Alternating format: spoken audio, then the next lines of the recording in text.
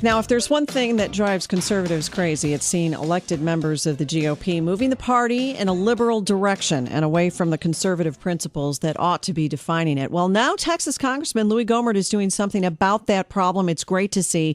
He's launching a new political action committee called GOH Conservative PAC, and their aim is to help elect strong conservative members to the U.S. House of Representatives. And he is joining us now. Congressman Gohmert, it's so wonderful to welcome you back. How are you? Oh, as far as I know, I'm fine, but better talking to you. Thanks, You're very kind. Well, tell us about GOPAC. This is a very good idea, one that really is long overdue, I would say. Yeah, well, people can go to goconservative.com, and Go is spelled G-O-H, GOHconservative.com. Yes. But it's actually borrowing a page from Jim DeMint's book back when he was in the Senate, and he saw that senators who were trying to stand up and do the right thing didn't always get financial help, or didn't get financial help from the party and from the things that are guided by their leadership.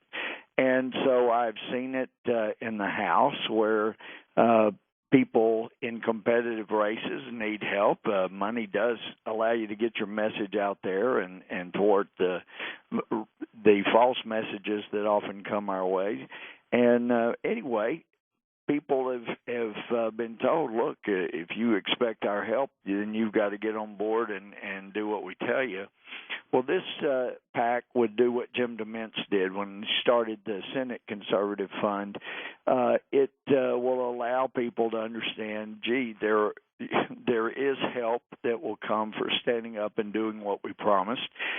Conservatives can raise money, so we'll use it to help them raise money and to outright contributions to those who stand up on the principles we ran on. It's not that hard of a concept. No, but a very important thing, and you've touched on something really, really significant, which is that there is this division, and people see it all the time. Constituents who pay attention to what's going on in Washington know that there is this division between various members of the GOP, and it's very disturbing to the voters. What would you say are some of the main dividing lines between conservative members of the House like you and those who would get more cash because they're not standing up for which particular issues would you say are the main ones? Well, it's really more of just a policy. And, I know some people thought when you come to Congress as a conservative Republican that you probably get threatened every which way. But, Janet, what you more often hear is, gee, we thought you were a team player. We didn't know you were just out for yourself. I'm not out for myself. I want to keep my promises. Well, there you go. You're not helping the team. If we're going to run a successful play, we've got to have everybody running the same play, and we can only have one quarterback. And look, I want to run the same play, but as I've told someone recently, but when my quarterback calls a play to run to the wrong end zone, I'm not blocking for him. Right. But it's that, gee, we thought you were a team player. Don't you want to be a team player? You're just going to do it all by yourself and be a hot dog. Well, no, I'm not out to be a hot dog. But anyway, that's what they play upon. Well, you help the team, and we'll make sure you get help financially when you need it.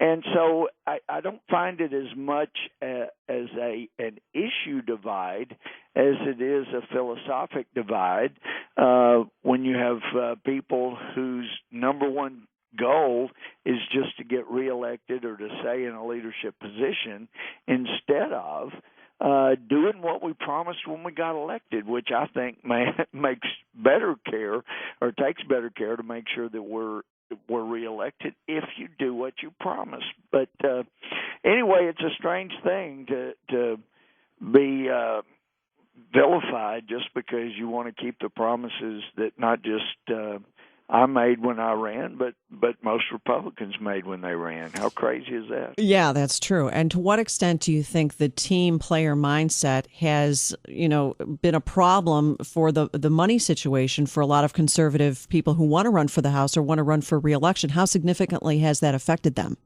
Well, it's very significant. When you're in a close race and you don't have the funds coming your way, then we've had people who didn't support the leadership as the leadership felt that it should, and they didn't get the financial help.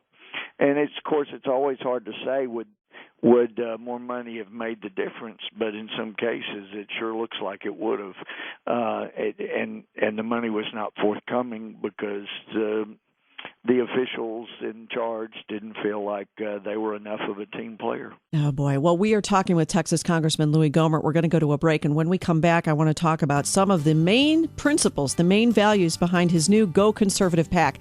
We'll be back on the Janet Mefferd Show right after this.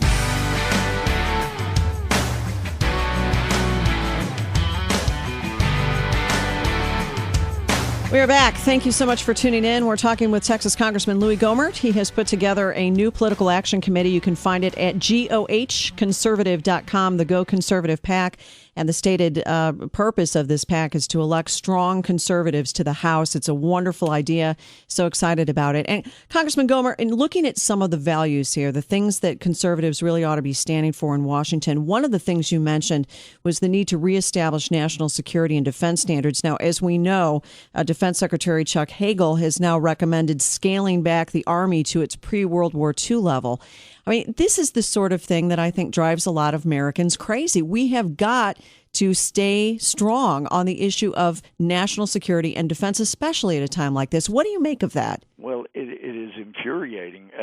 The providing for the common defense is, I would think that constitutionally, that's our most important job. Yeah. If we don't provide for the common defense, then it doesn't matter whether or not there are food stamps or the other things.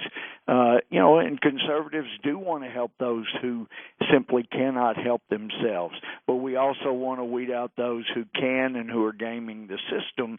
But for heaven's sake, if we cannot provide for the common defense, then we can't take care of the other needs because we got no country.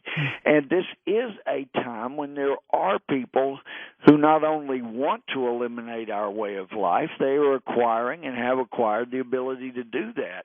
So for us not to protect ourselves, not to be a nation of laws, not to stop members of terrorist organizations before they get in the country, it is a real problem. And when you throw your allies under the bus, as has been going on under this administration, then you get the question that I've gotten in the Middle East from moderate Muslims: what's wrong with you? Do you not understand that the Muslim Brotherhood is really the group that was at war with you from 79 through 9/11, and that's who you've been at war with, and now you're helping them and hurting your friends? They don't get it, and it's easy to understand why they don't get it. So it's a little scary right now. We're in a very hazardous time. At least during World War II, people understood that the Nazis and the Japanese were at war with us. Yeah. Well, right now, there are radical Islamists who are at war with us, and this administration seems to think if you're nice enough to them, then that will be good enough and they'll see the error of their ways. No, they just laugh and see that it's going to be easier taking us out than they originally thought. So it's really frustrating. Janet, we see constantly areas where just massive waste, $600 million to Solyndra. Well, that could have provided real jobs if it were used to acquire replacement for military equipment that's really hurting after the wars we've been in. I mean, we've got to replace the damage and lost equipment and material that has been expended during the last two wars in Iraq and Afghanistan, and this president seems happy enough just to move on, leaving our military decimated. And I know you remember the comment of Reagan that of the four wars in my lifetime, none of them were started because the country attacked was too strong. Yes. Being strong militarily stops wars. It's not a waste of money. Peace through strength. That's right. Exactly. Well, right. Now, another thing that you've mentioned, and people will need to go to GOHconservative.com and read through your website because there's great stuff there. But another thing that I think is very significant to mention is defending the First, Second, and 10th Amendments.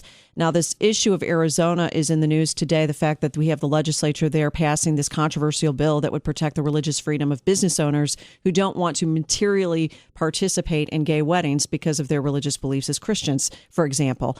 This is a firestorm of controversy, but really doesn't this come down to strengthening amendments like the First Amendment, which is already in place to protect religious freedom? Well, you nailed it, Janet. The Constitution protects people's religious beliefs. And, let's face it, if the president had said he believed marriage was between two men and two women back when he and McCain were being interviewed in California, he would never have won the first election. Yeah. But he changed his stated belief, and that got him elected. And once in, it's easier to, get reelected to a second term. And then he comes back, and some say, well, he evolved. He didn't evolve. He revolved. Yeah. He was in one position, and then to get the support of Christians in 2008, he took another position, and then once he's in office, he goes back to his original position. But these are religious beliefs, and how have we gotten so far afield from the Constitution that we say, well, if you're not willing to embrace the liberal beliefs that we have, then your religious beliefs are not protected. Yeah. It doesn't say that in the First Amendment. It avoids the establishment of a religion. Well, some of it are establishing the religion of secularism, and everybody else's religion is just got to basically go to blazes.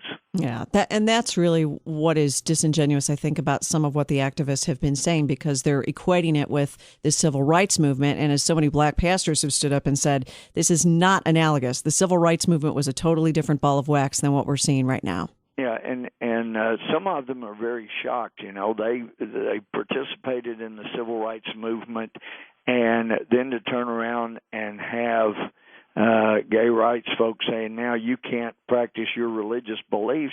Wait a minute. Yeah. Wait a minute. We stood up for you and your beliefs, and now you're saying we can't stand up for our beliefs because they conflict with you? This is not what freedom is about. I'm supposed to be able to have freedom to worship as I believe, and actually follow the teachings in the Bible if those are my beliefs. And it's incredible that we have gotten as far as we have away from nature's God, or nature, whichever you want to proclaim. But Clarence Thomas talks very lucidly about the natural law. Yeah. And whether you believe in natural law or not, you ought to believe in the Constitution, and it protects our religious beliefs. That's very true. And go to GOHconservative.com. Learn more about the Go Conservative PAC. Texas Congressman Louie Gohmert. God bless you. Thank you so much, Congressman. God has blessed us all, and I hope that will continue. That's my prayer. Thanks so much, Janet.